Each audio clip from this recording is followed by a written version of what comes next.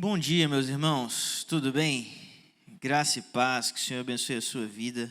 Hoje nós vamos começar uma nova jornada aí, vamos dizer que é uma minissérie, né?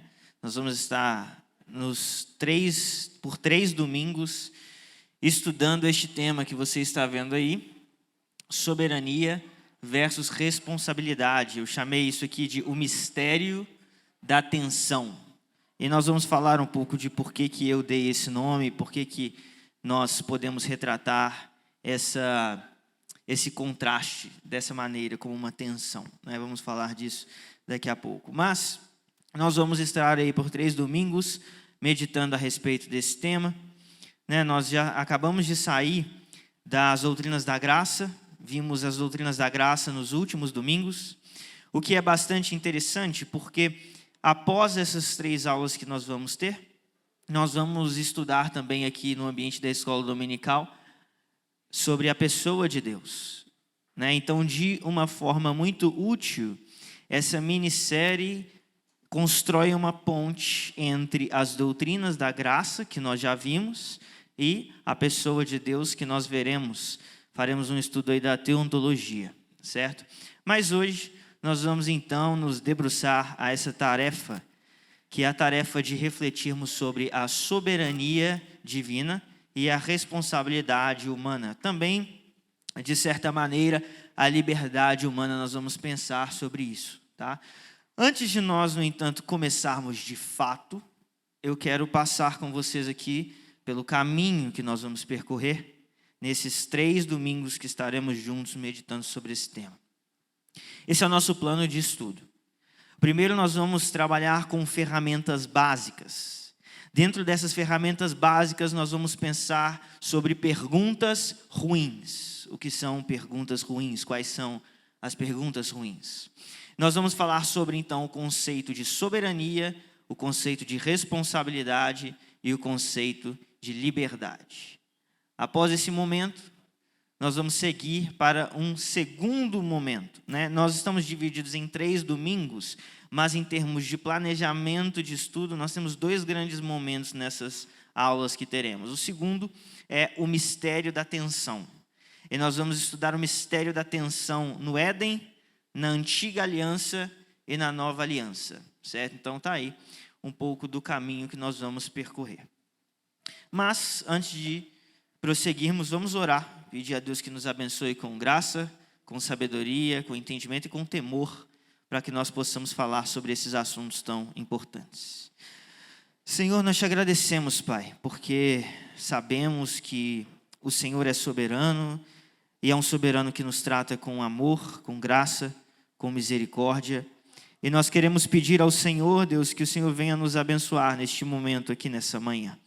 Que o Teu Espírito venha nos conduzir com sabedoria, que o Teu Espírito venha nos dar entendimento da Tua palavra, temor ao nosso coração, e que o Senhor possa usar a minha vida como um instrumento pelo qual o Senhor comunicará a Tua graça aos meus irmãos. Nós pedimos isso, Pai, em nome do nosso Senhor Jesus Cristo. Amém. Irmãos, vamos então dar início, né, a essa grande reflexão que nós vamos ter nessa manhã entre soberania divina e responsabilidade humana. Esse tema, ele é de fato um dos temas mais complexos que nós podemos pensar sobre, ou que nós podemos discutir, não só dentro do campo da teologia, mas também se nós consideramos o vasto campo da filosofia. Grandes teólogos, grandes filósofos já se dedicaram à complexidade de meditar, de pensar sobre o relacionamento entre aquilo que nós cremos como 2 verdades. A verdade de que Deus é soberano e de que o homem é responsável. Mas por que o entendimento ou a interação entre essas 2 verdades e esse tópico se torna tão complexo? A razão para isso, a razão para essa complexidade é que existe uma tensão percebida entre esses 2 tópicos ou esses 2 polos quando alguém começa a pensar sobre eles. E essa tensão percebida entre essas 2 verdades da qual nós estamos falando, ou das quais estamos falando, essa tensão percebida é aquilo que nós chamamos de um paradoxo. A princípio, alguém pode imaginar que a total soberania divina excluiria a liberdade ou a responsabilidade humana, porque se Deus determina, então o homem não deveria responder por aquilo que Deus determinou. E se o homem é tido como responsável, então Deus não teria determinado o que foi escolhido. E, portanto, se Deus não teria determinado o que foi escolhido, ele não seria soberano. Porém, isso é apenas o que nós imaginamos a princípio. Porque à medida que nós investigamos esses tópicos, nós vamos perceber que essa conclusão, essa aparente percepção inicial diante dessas duas verdades não é verdadeira. Eu não quero, no entanto, enganar vocês aqui, criando falsas expectativas. E por isso eu vou começar essa reflexão contando a vocês um problema que eu tenho enfrentado lá na minha casa. E esse problema, ou essa história, vai te dar uma espécie de spoiler. Vai te mostrar o caminho que nós estamos percorrendo e onde nós vamos acabar chegando. E como eu disse, eu vou fazer isso contando a você sobre um problema que eu tenho enfrentado na minha casa. Por quê? Porque lá em casa, já há algumas semanas, a minha pia da cozinha tem sido invadida por terríveis formigas. Aquelas bem pequenininhas, sabe? Aquelas que adoram comer doce. Mas eu, ao contrário de Deus, não fiz nenhuma promessa a essas formigas, nenhum pacto com elas. Não tenho com elas nenhuma aliança que diz que o mundo delas não seria destruído pela água. Isso significa que por pelo menos 2 vezes ao dia, o universo daquelas formigas passa por um grande dilúvio, que é quando eu abro a torneira da pia para tirá-las dali. A essa altura da vida, provavelmente você já percebeu que formigas não são animais aquáticos, que elas não tendem a pular na água ou a mergulhar na água, que isso não faz parte da natureza das formigas. Pelo contrário, é da natureza das formigas evitar sair da água. E sabendo disso, eu posso dizer para você que não é raro que quando eu abro a torneira, muitas delas começam a correr desesperadamente para fora da pia. E assim, eu posso, através do controle daquela água e daquele ambiente, controlar para onde as formigas vão. E se eu distribuir a água nos lugares corretos, eu sei até mesmo o caminho que elas percorrerão para fora da pia. E diante desse cenário que eu descrevi, que eu posso traçar o caminho para fora da pia que as formigas percorrerão, eu pergunto a vocês, por que as formigas chegaram lá? Por que elas chegaram naquele lugar específico? Porque eu determinei que elas chegassem, ou porque elas quiseram chegar até aquele lugar? E a resposta a essa pergunta é ambos. Se você pudesse falar com as formigas e você chegasse para as formigas e perguntasse a elas por que vocês estão aqui, elas diriam, porque nós quisemos chegar até aqui. Nossa natureza nos trouxe até aqui. Talvez pudéssemos dizer, nossa vontade nos trouxe até aqui. Eu não violei a vontade daquelas formigas, eu não possuí aquelas formigas, eu não controlei as pernas delas. Elas diriam, chegamos porque quisemos chegar. Mas as formigas chegaram lá também de acordo com o que eu havia determinado. Se você perguntasse a mim por que as formigas estão aqui, eu poderia dizer, porque eu quis que elas estivessem ali. Porque não é da natureza das formigas pularem uma gota d'água, elas chegam ali conforme a sua vontade, conforme a sua natureza. Mas também porque é meu desejo que elas estejam ali, elas também estão naquele lugar. Então, se você pergunta às formigas por quê, elas dirão, porque quisemos. Se você pergunta a mim por quê, eu direi, porque eu determinei. Assim, a minha determinação do caminho não anulou a escolha das formigas ou a liberdade das formigas para chegarem ali conforme elas queriam chegar. É claro que existem muitas limitações nessa analogia. Ela serve, porém, ao propósito de demonstrar que não é porque algo é determinado que ele também não tenha sido escolhido. E isso é uma verdade importante para que você entenda. não é porque algo é determinado que ele também não tenha sido escolhido. Quando eu falo que essa analogia, porém, tem limitações, uma delas é o fato de que as limitações que as formigas têm para compreenderem o que eu estou fazendo ou o que os humanos estão fazendo e as suas razões, as limitações dessas formigas são menores do que as nossas limitações para compreender os desígnios de Deus e aquilo que Ele está fazendo. Vou repetir para você. As limitações que as formigas têm para compreender o que eu estou fazendo quando eu chego naquela pia são menores do que as nossas limitações para compreender aquilo que Deus está fazendo e a maneira como Ele está conduzindo a história. E essa é, de fato, uma das limitações dessa analogia.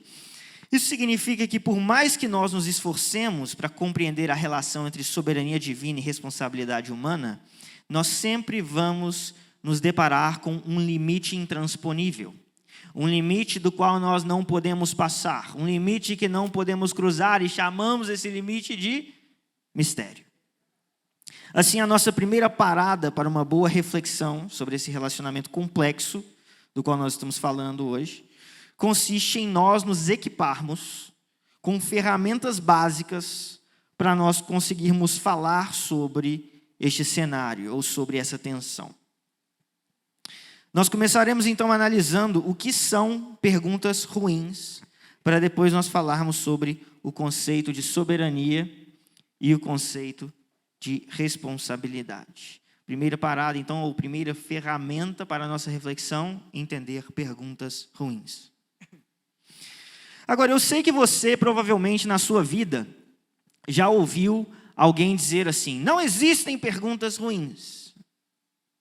Professores dizem, várias vezes, não existem perguntas ruins, ruim é não fazer pergunta. Mentiram para você. Nem toda pergunta é boa, existem perguntas ruins. Toda pergunta, porém, pode ser o quê? Importante. Toda pergunta é importante, porque, no mínimo, a pergunta revelará o estado de ignorância do seu interlocutor e ajudará que aquele estado de ignorância seja solucionado, que haja uma resposta para ele. Então, toda pergunta é sim importante, mas não significa que não existam perguntas ruins. Com isso, eu não quero que você se sinta intimidado a me fazer perguntas. Mas quando nós pensamos em temas complexos, muitas vezes nós não encontramos respostas porque nós estamos fazendo as perguntas erradas. E as perguntas erradas ou as perguntas ruins podem estar nos conduzindo para caminhos equivocados que não farão com que nós encontremos as respostas. E a Bíblia está cheia de pessoas que fizeram perguntas ruins. Tá? Isso que eu estou falando para você, que existem perguntas ruins, é bíblico. E eu vou te mostrar como isso é bíblico. Então, a Bíblia está cheia de pessoas que fizeram perguntas ruins, mas eu quero focar em uma situação em particular. João, capítulo 9.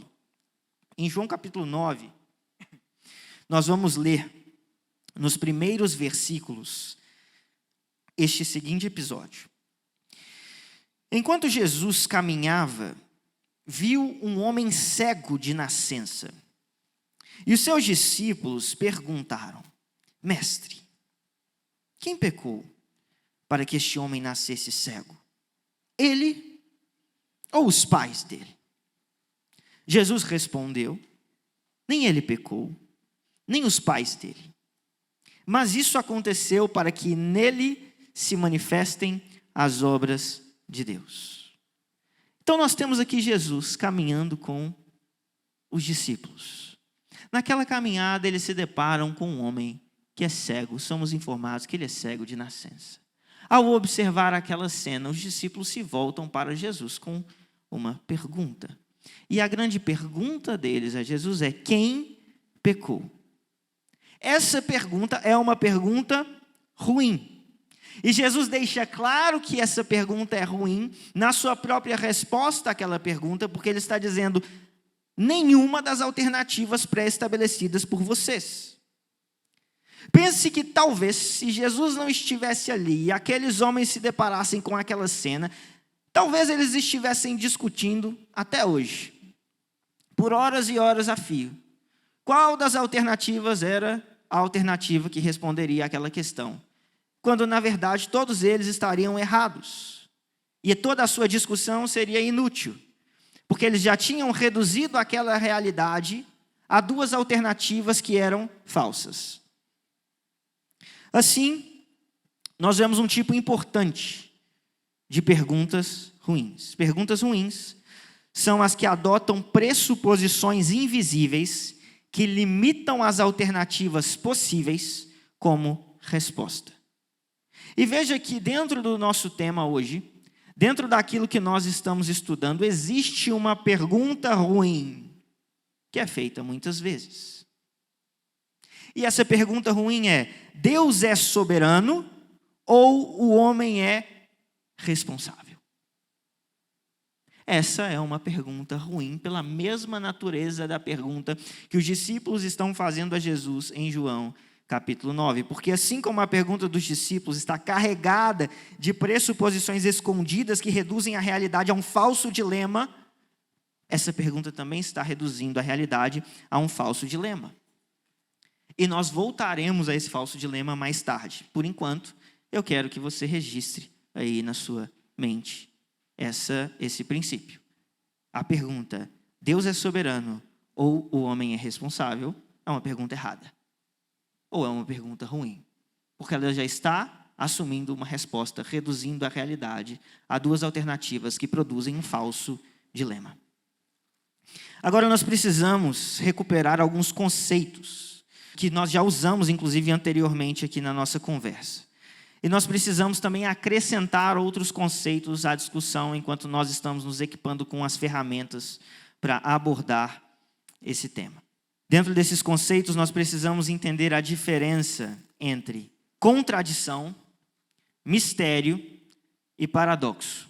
Vamos então agora prestar atenção neste primeiro conceito, que é o conceito da contradição. A contradição, ou a palavra contradição, vem do latim contradictio. E ela é formada pela junção de duas partes. Contra, que significa contra, ou oposto a.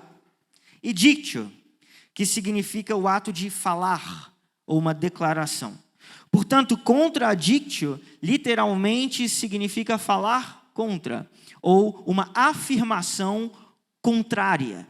Dentro deste conceito, nós entendemos que um dos princípios racionais que usamos para chegar a conclusões é analisar se há uma contradição.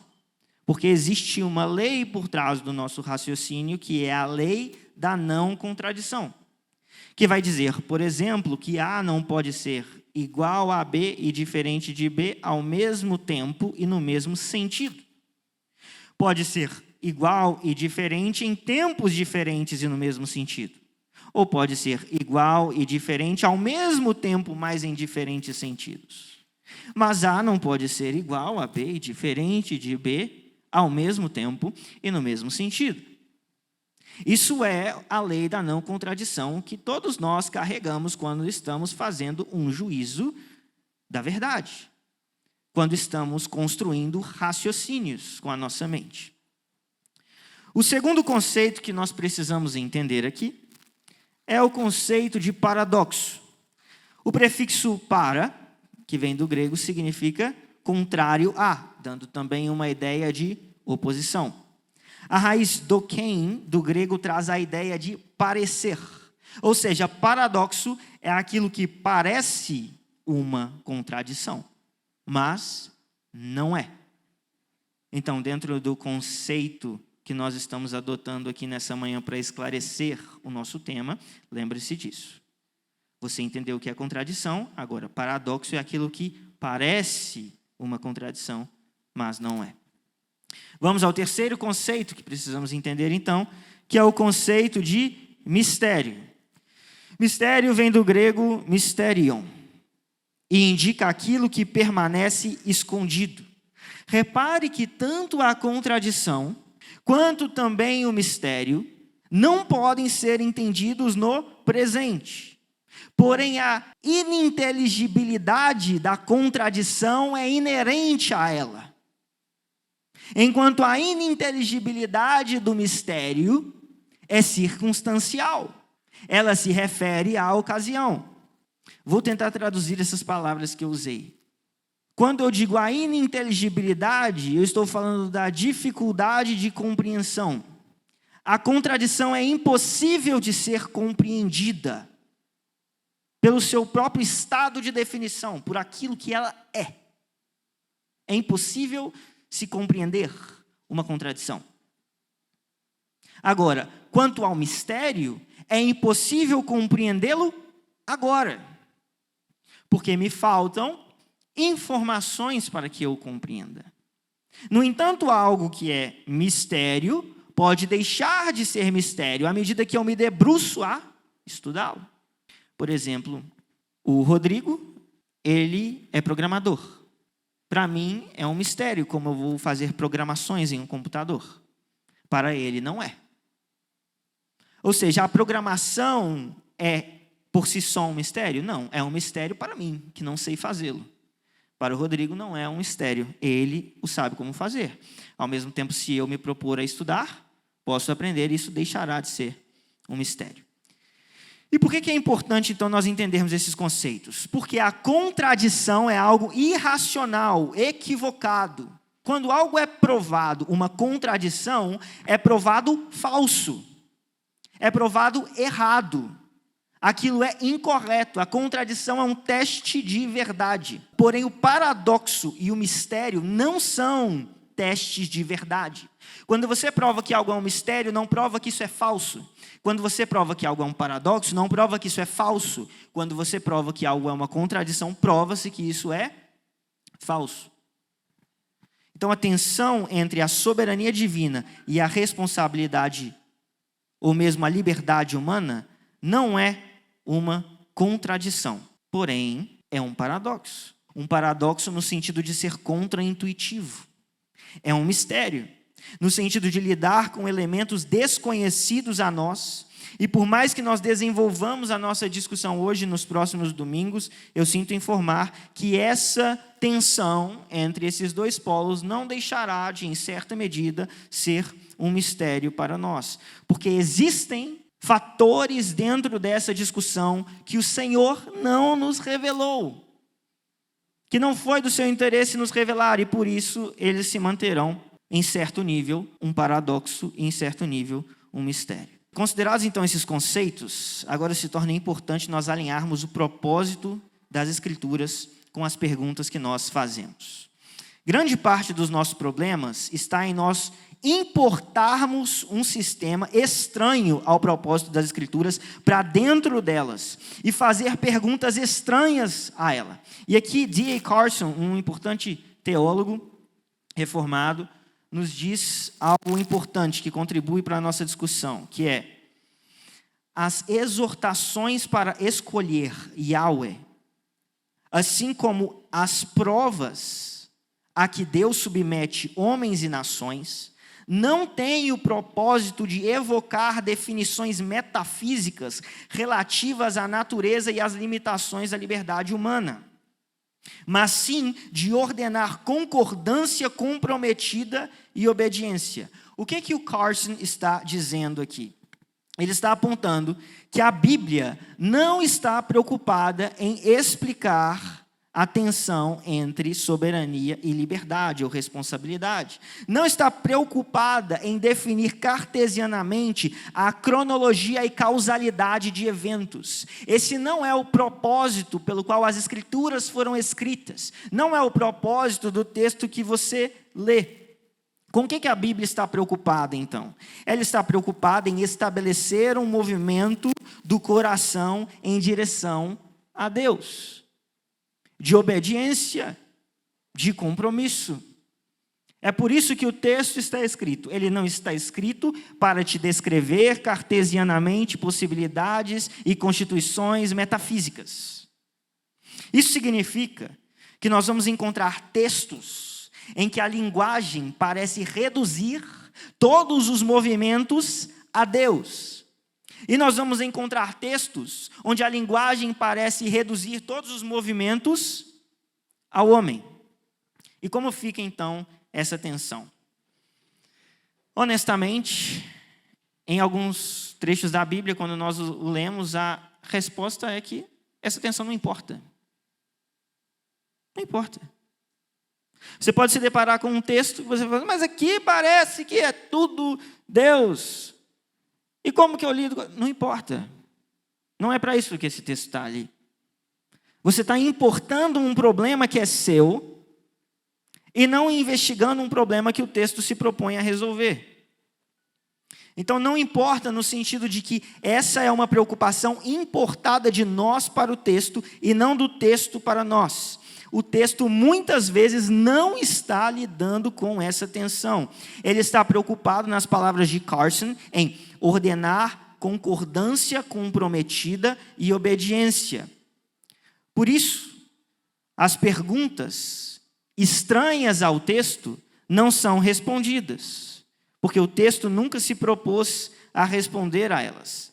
A Bíblia, eu não sei se você já percebeu, mas não tem problemas com paradoxos. A Bíblia não tem problemas com tensões. A W. Pink, por exemplo, deixa claro o seguinte. Ele diz assim: quando o Filho de Deus se encarnou, assumiu no mundo a forma de servo. Entretanto, na manjedoura, ele era Cristo, o Senhor. Dizem as Escrituras, levai as cargas uns dos outros. Mas o mesmo capítulo insiste, cada um levará o seu próprio fardo. Exortam-nos que não devemos nos inquietar com o dia de amanhã. Porém, se alguém não tem cuidado dos seus, especialmente dos de sua própria casa, tem negado a fé. E é pior que o descrente. Nenhuma ovelha do rebanho de Cristo perecerá. No entanto, a ordem dada aos crentes determina: procurai confirmar a vossa vocação e eleição. Assim poderíamos continuar multiplicando as ilustrações. Essas coisas não são contradições, pois se complementam mutuamente. Uma contrabalança a outra. Desta forma, as Escrituras demonstram tanto a soberania de Deus como a responsabilidade do homem. Então, isso é importante você perceber para que você consiga considerar o texto que você lê. E para que você tenha uma autocrítica e uma autopercepção do que são preocupações suas importadas para o texto e do que são perguntas que fluem de fato do texto que você está lendo. Então agora nós entendemos um pouco sobre perguntas ruins e nós estamos alinhados nas nossas expectativas para trabalhar o tema. E nós podemos começar a trabalhar aqui conceitos que são conceitos de soberania, de responsabilidade e de liberdade. Obviamente, nós não vamos ver todos esses conceitos hoje. A minha proposta para hoje é que nós possamos pensar e definir o conceito de soberania. Então, na próxima aula, nós vamos definir liberdade e responsabilidade. E na aula subsequente, nós vamos investigar todos esses conceitos dentro da história da narrativa bíblica.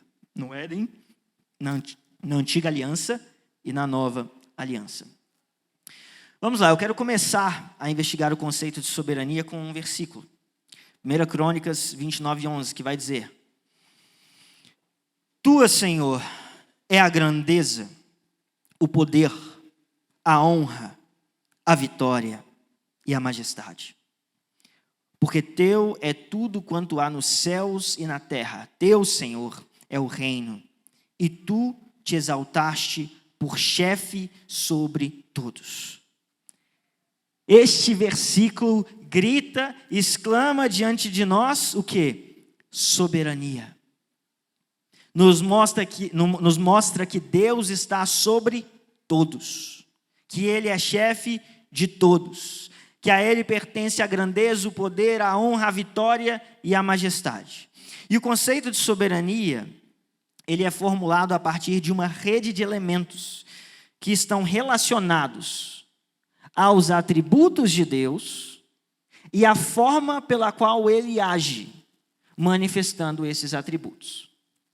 Então, se queremos entender o que é soberania, precisamos considerar quem Deus é e precisamos considerar também o que Ele faz.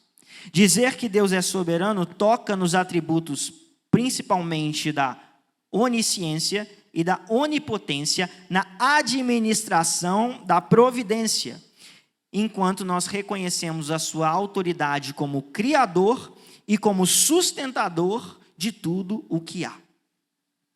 Só nessa frase eu já estabeleci para você alguns polos dessa rede que são extremamente essenciais para que você compreenda o que queremos dizer quando estamos falando que Deus é soberano.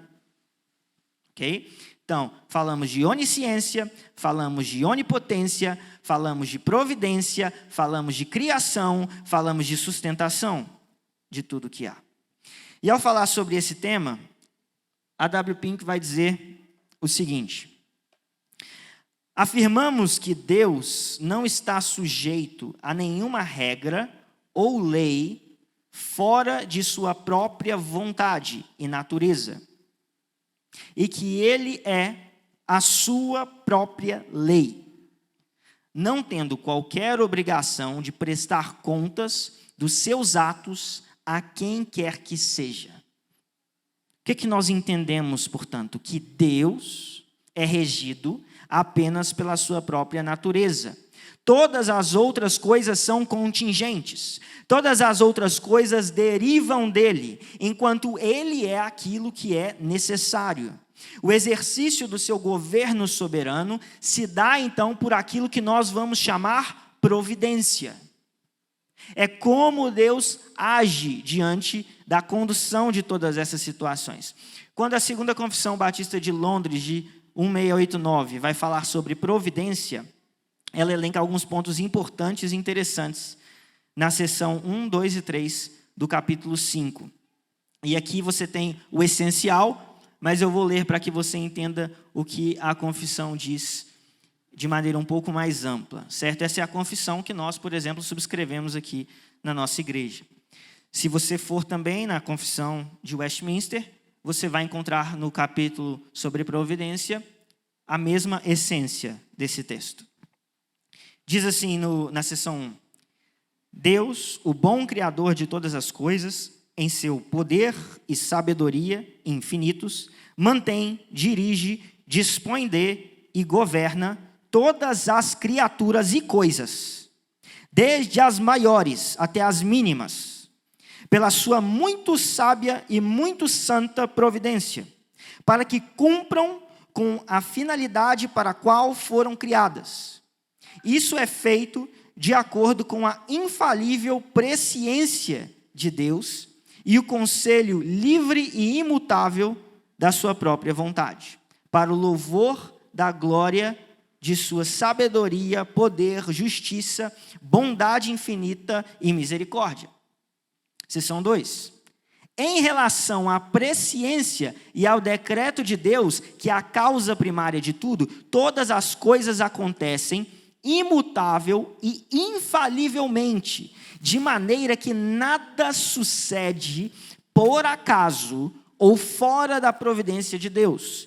No entanto, por esta mesma providência, Deus dirige os acontecimentos por meio de causas secundárias, que operam livremente ou como leis fixas, ou por interdependência. Seção 3. Normalmente, Deus faz uso de meios em sua providência, mas é livre para operar sem, acima de e contra os meios ordinários, segundo bem entenda. Então, diante dessa descrição, que eu quero lembrar a você, se você quiser pegar a confissão, você vai ter todas as referências bíblicas que são usadas para estabelecer esses elementos. Mas diante dessa definição de providência, isso nos ajuda a compreender as formas pelas quais Deus governa.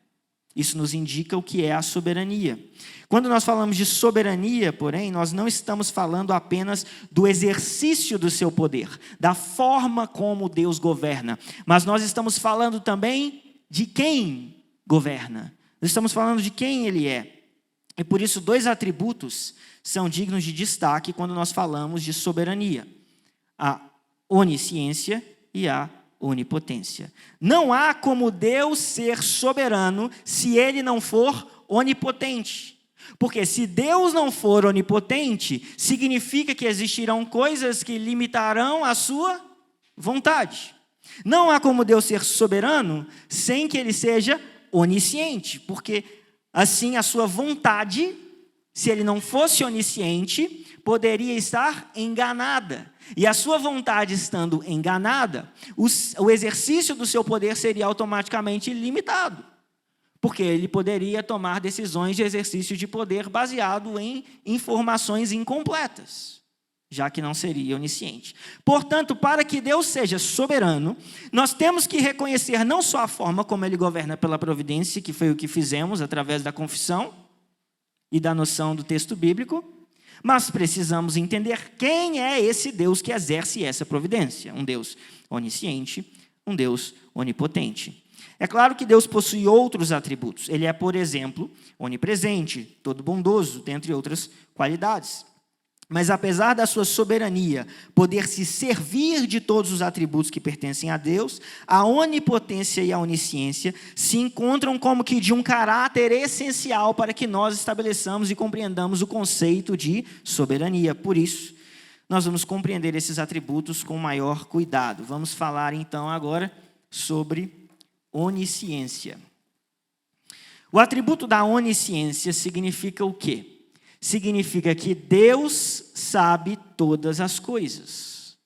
O apóstolo João nos mostra como o conhecimento de Deus atinge até as profundezas do coração, quando ele vai dizer: Deus é maior do que o nosso coração e conhece todas as coisas. 1 João 3,20. O conhecimento de Deus é trabalhado nas Escrituras também de maneira mais ampla. Ele conhece as nossas palavras antes de nós a dizermos. Salmo 139,4. Sabe quantos fios de cabelo existem nas nossas cabeças. Mateus 10,30. Conhece a motivação dos nossos pensamentos. 1 Crônicas 28,9. E tudo o mais que há para conhecer. Mas, infelizmente, nós não temos tempo de nos estendermos nessa direção. Para mim é suficiente aqui, no entanto, se você consegue compreender já a dinâmica que estamos falando da onisciência. E mais tarde também, na nossa escola dominical, quando nós estivermos falando de teontologia, você vai poder entender melhor sobre cada um desses atributos. Okay? Assim, vale a pena destacar a definição que o teólogo Wayne Grudem nos dá de onisciência, quando ele define onisciência da seguinte maneira: Deus conhece plenamente a si mesmo e todas as coisas reais e possíveis num ato simples e eterno. Deus conhece plenamente a si mesmo e todas as coisas reais e possíveis num ato simples e eterno. E essa breve definição já nos é auxiliadora e suficiente para reconhecermos que quando nós falamos e pensamos sobre Deus, a nossa linguagem é insuficiente. Nós somos insuficientes para descrevê-lo ou para conhecê-lo de maneira plena. Isso não significa que não podemos conhecer nada a respeito dele, porque somos nós que somos insuficientes, não ele. Por isso é possível a Deus o belo e importante ato da revelação, onde ele se revela a nós, ele se acomoda à nossa linguagem, ele se acomoda à nossa realidade, por isso nós podemos compreender algo deste ser infinito, deste ser que passa das nossas compreensões, deste ser que excede e transborda a nossa linguagem. Deus é então maior do que nós podemos compreender. Isso significa que quando nós nos debruçamos sobre o conhecimento de Deus, nós vamos nos deparar com o quê? Que nós falamos antes? Vamos nos deparar com mistérios. Mistérios, mas não contradições. Mistérios, porque não conseguimos compreender devido à limitação do nosso momento, das informações que temos e das circunstâncias. De modo que é verdade que a compreensão do conhecimento de Deus na vida de cada um de nós é infinita. é infinita, no sentido de que ela nunca vai cessar. Ainda quando estivermos no céu, conheceremos a Deus de uma maneira mais e mais e mais profunda. Infinita não porque nós temos algo infinito, infinita porque o nosso objeto com o qual relacionamos aqui, nosso objeto de interlocução, nosso objeto de estudo, no sentido de que nós nos debruçamos sobre ele, é infinito. E, portanto, conheceremos eternamente. Todas as referências que constituem e constroem o nosso conhecimento são a partir da nossa experiência humana. Mas Deus está para além desse plano. Observe, então, que o seu conhecimento é sobre toda a realidade, sobre todas as coisas possíveis e sobre todas as possibilidades. Deus sabe de todas as coisas que vêm e que não vêm a acontecer. E não só isso, Ele conhece todas essas coisas, não em sucessão de eventos, mas como simultâneas em sua mente divina. Isso significa que quando dizemos que Deus conhece, estamos falando sobre um ser que não precisa focar, que não precisa se lembrar, porque todas as informações que Ele conhece são em sua mente em um mesmo momento. E aqui eu já indico a você que a minha linguagem é insuficiente para se referir ao conhecimento da eternidade, porque quando eu digo momento, o que é um momento dentro da eternidade? Momento é uma referência a uma linha temporal, e Deus não está dentro do tempo. Mas eu estou usando as realidades reveladas de Deus, acomodando-as à nossa compreensão, para que nós possamos entender algo a respeito da sua natureza. Então, saiba que você conhece, mas você conhece em um sentido diferente do sentido que Deus conhece, porque Deus conhece como quem tem acesso pleno, completo, absoluto, a tudo o que há e a tudo o que seria uma possibilidade de haver em um mesmo momento. Deus não se lembra, Deus não se esquece, Deus não tem problemas de concentração, Deus não precisa de cuidar primeiro de uma tarefa para depois cuidar de outra. Essa é a natureza do ser do qual nós estamos falando. A sua onisciência, assim, se torna um atributo necessário para a sua soberania absoluta, sendo que ninguém o pode enganar, esconder algo dele ou lhe ensinar qualquer coisa que ele não saiba. Isso é onisciência. Agora vamos compreender a onipotência. O atributo da onipotência significa que Deus pode fazer todas as coisas. É isso que queremos dizer quando falamos que Deus é onipotente? Deus pode fazer todas as coisas? Não exatamente. Deus pode fazer todas as coisas? Não.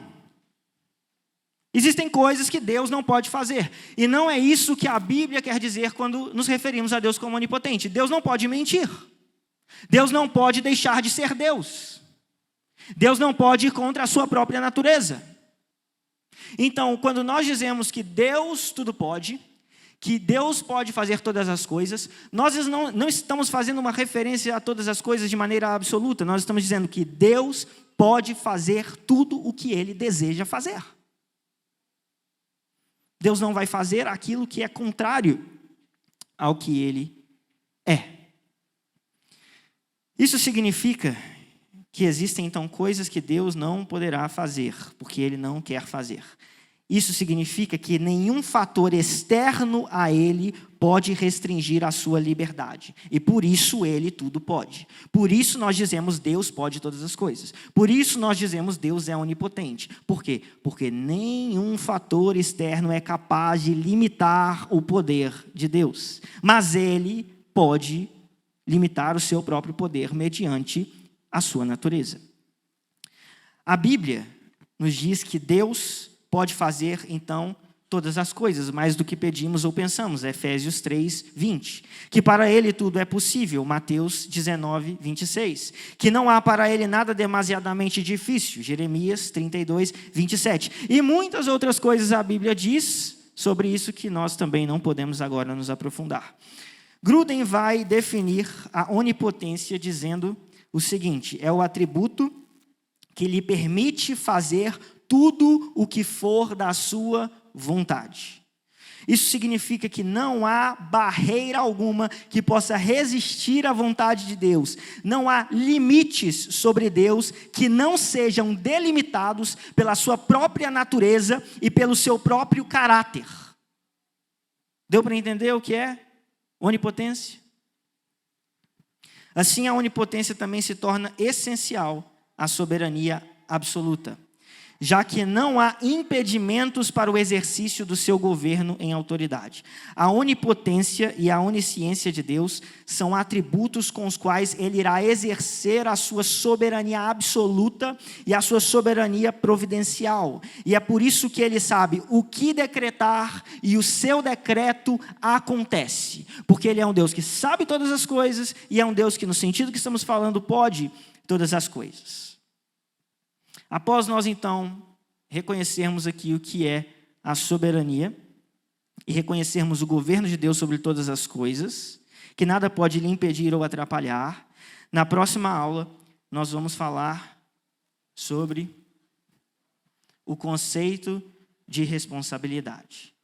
Essa primeira parte da aula foi uma parte bem introdutória. As aulas mais complexas, curiosas, começam a acontecer no domingo que vem. Mas eu quero que algumas ferramentas que nós estabelecemos hoje sejam compreendidas por você, porque você não vai conseguir compreender as duas próximas aulas se você não compreender a importância das ferramentas que nós falamos. Se você não entender o que é mistério, se você não entender o que é paradoxo, se você não entender o que é contradição, se você não compreender o que é soberania, se você não compreender que a soberania reflete um Deus onisciente, um Deus onipotente, você não vai conseguir entender como isso interage com a responsabilidade humana, ou como isso interage com a liberdade humana.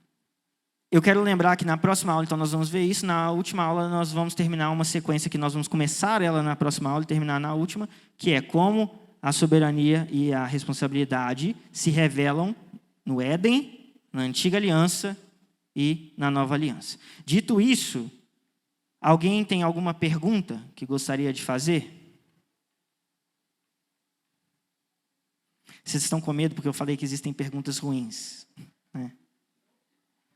Mas todas as perguntas são importantes. Vou dar, talvez a sua pergunta, se você tem, ela seja esclarecida nas próximas aulas, né? Que é onde realmente nós vamos entrar em temas onde essa tensão vai tensionar. Até agora a gente não tem muita tensão, que a gente só viu um lado, que é o lado da soberania. Até agora está tudo bem. Deus é soberano, entendi. Deus é onisciente, entendi. Deus é onipotente, entendi. Não, tudo bem. Agora, quando você começa a jogar essas informações dentro da nossa experiência, dentro da nossa vida, dentro da nossa realidade, dentro de alguns textos bíblicos, aí você começa, e agora? Né? Última chance. Alguém tem alguma pergunta? Rafael. O conceito de providência é aquele que eu li na confissão, né? Mas que ali está de uma maneira bem extensa, mas a providência fala da forma pela qual Deus conduz a história, né? Então, alguns elementos importantes nesse conceito, Deus, o bom criador de todas as coisas, em seu poder e sabedoria infinitos, dirige, dispõe governa todas as criaturas e coisas, desde as maiores até as mínimas, pela sua muito sábia e muito santa providência, para que cumpram com a finalidade para a qual foram criadas. Então, a providência é esse fluxo de governo de Deus, né? É o que nós chamamos de providência, é esse movimento que articula essa organização que conduz a história, certo? Então, esse movimento, ele é feito por alguém, que é quem nós descrevemos aqui como soberano. E ele é feito de uma forma, que é uma forma absoluta, pelo que nós acabamos de ver aqui. Mas a providência é como se nós estivéssemos designando este movimento, esse fluxo de organização e governo da história. Vamos orar, então. E fica aí o convite para você vir na próxima aula, onde nós vamos falar sobre o conceito de responsabilidade, o conceito de liberdade e o mistério da tensão no Éden. Esses são tudo tópicos para a próxima aula. Aí você vai começar com várias perguntas, né? Aí é que vem as aulas de perguntas, né? Que assim, mas por que Deus criou o homem se ele sabia que o homem iria pecar? Mas por que Deus colocou um fruto no jardim se ele sabia que o homem comer? E aí a porteira abre e nós vamos embora, tá? Vamos orar aqui para encerrar esse momento. Senhor, muito obrigado, Pai. Muito obrigado porque o Senhor, como eu disse no começo da aula, na minha oração inicial, é um Deus soberano. Pai, nos ensina a descansar nessa verdade, nos ensina a lançar as nossas ansiedades e fardos diante dessa verdade da Tua soberania, de maneira que nós não sejamos controlados em nossa vida pelas circunstâncias à nossa volta, mas que nós sejamos descansados no entendimento de que o Senhor não abandona a história e nem criou e foi embora, mas é um Deus que sustenta a criação pelo Teu poder, pela Tua presença, pelas Tuas mãos. Nós queremos pedir ao Senhor, Deus, que nós possamos abordar estes temas que falaremos aqui ainda, com humildade em nosso coração, reconhecendo que nós estamos diante de um mistério, reconhecemos que nós somos seres limitados, mais limitados que as formigas, para compreender os homens, como disse no início da aula. E eu quero pedir ao Senhor, Deus, que nessa limitação nosso coração encontre humildade, e nessa humildade nós encontremos relacionamento verdadeiro contigo, de maneira que nós tenhamos paz diante da vida e dos desafios que a vida nos coloca. Que o Senhor abençoe esse café que teremos agora, que o Senhor abençoe esse culto que teremos hoje como Tua igreja, e que a Tua presença se manifeste no nosso meio. Em nome de Jesus Cristo nós oramos. Amém.